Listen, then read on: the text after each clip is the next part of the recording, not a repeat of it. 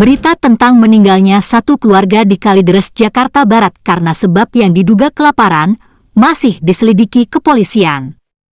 Namun, dari berita dan fakta yang disampaikan oleh kepolisian terkait peristiwa ini, menimbulkan rasa penasaran dan tanda tanya publik. Bagaimana mungkin peristiwa yang memilukan ini bisa terjadi? Indikasi kematian yang disebabkan oleh kelaparan didapatkan dari hasil visum terhadap jasad para korban, di mana tidak ditemukan adanya sisa makanan dalam lambung para korban. Hal ini menandakan para korban tidak mendapatkan asupan makanan dalam waktu yang cukup lama.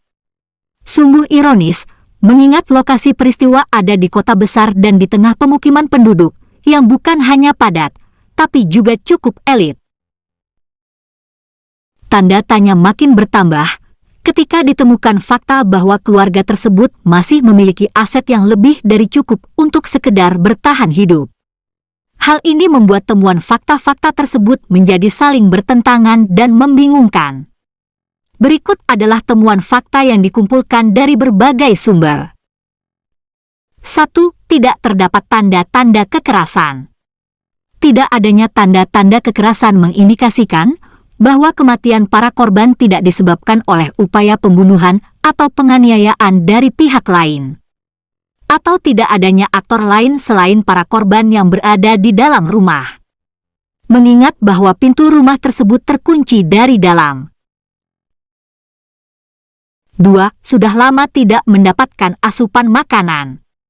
Fakta lainnya dalam kasus ini, keempat jasad yang ditemukan sudah lama tak mendapat asupan makanan dan minuman.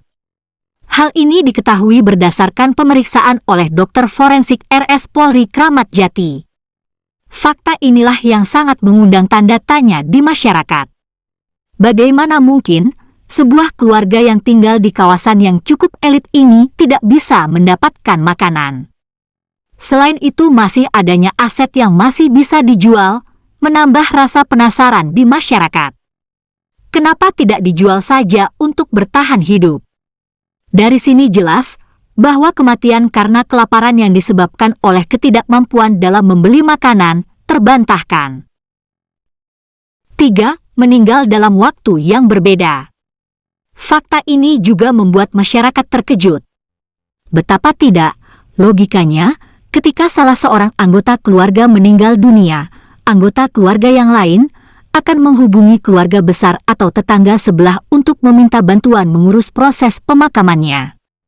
Hal ini tidak terjadi. Ada apa dengan orang-orang yang masih hidup ketika itu?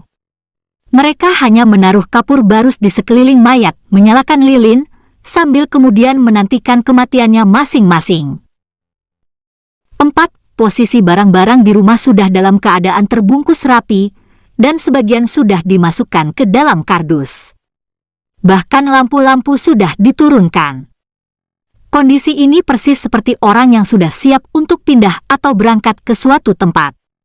Ini menarik, karena jika memang mereka bermaksud untuk mati bersama, buat apa mengemasi barang-barang? Kejadian ini sontak saja menimbulkan tanda tanya dan rasa penasaran masyarakat. Kemampuan Polri dalam menyelidiki kasus aneh dan membingungkan ini kembali diuji. Memang proses penyelidikan masih berlanjut. Dan kita berharap segera ditemukan jawaban mengenai penyebab dan latar belakang peristiwa ini.